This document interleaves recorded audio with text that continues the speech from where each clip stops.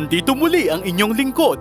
Nung nakaraang linggo, pinag-usapan natin kung paano tayo iniligtas ni Jesus mula sa ating mga kasalanan sa pamamagitan ng pagkamatay niya sa krus na dapat nating paniwalaan. Ngunit may iba pa tayong dapat malaman. Hindi doon natapos ang kanyang paglalakbay. Bago siya namatay, sinabi ni Jesus na tatalunin niya ang kamatayan at siya ay muling babangon mula dito. Tunay ang kadakilaan niya. Marami sa atin ang nakakaalam ng kamatayan. Nakita ito ng ilan sa atin ng malapitan.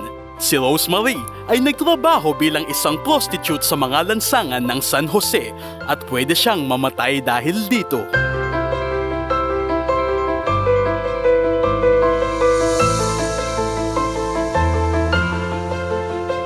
Una akong nagsimulang gumamit ng droga at pag-inom.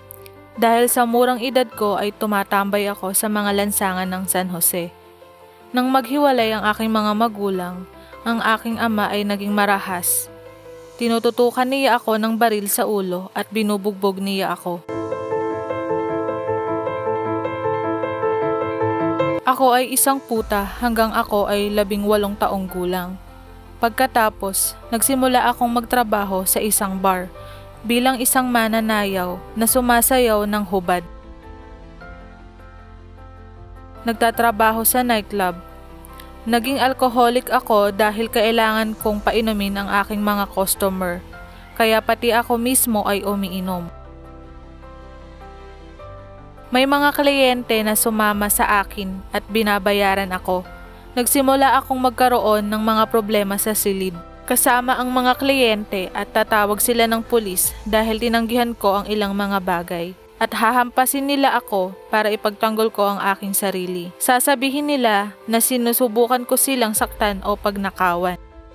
Sa loob ng 10 taon na nanirahan ako sa kalye, naalala ko ilang beses akong nabilanggo at ito ay laging dahil sa karahasan.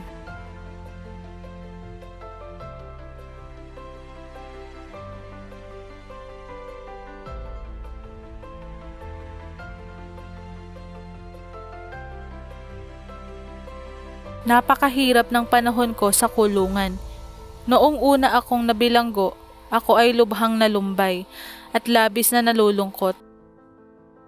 Una kong sinimulan ang pakikipag-usap sa Diyos na ito na hindi ko kilala, habang ako ay pinaparusahan sa isang seksyon ng bilangguan na tinatawag na libingan. Inilagay nila ako doon sa loob ng 3 araw nang walang pagkain o tubig.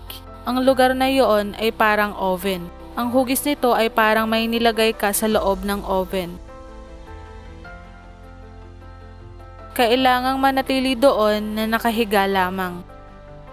Sa 3 araw, pinakawalan nila ako. Pinakawalan din nila ang isang babae na nasa tabi ko. Siya ay nagpalaglag noong panahong iyon at kasama ko siya. Nang tumingin ako sa selda, nakita ko ang dugo. Patay na ang sanggol, pati ang babae. Nakaramdam ako ng depresyon dahil noong araw na yon ay umidad ng 1 taon ang anak ko. Nang makita ko iyon, napakalaking epekto nito sa akin.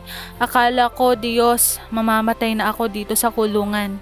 Walang solusyon sa buhay ko.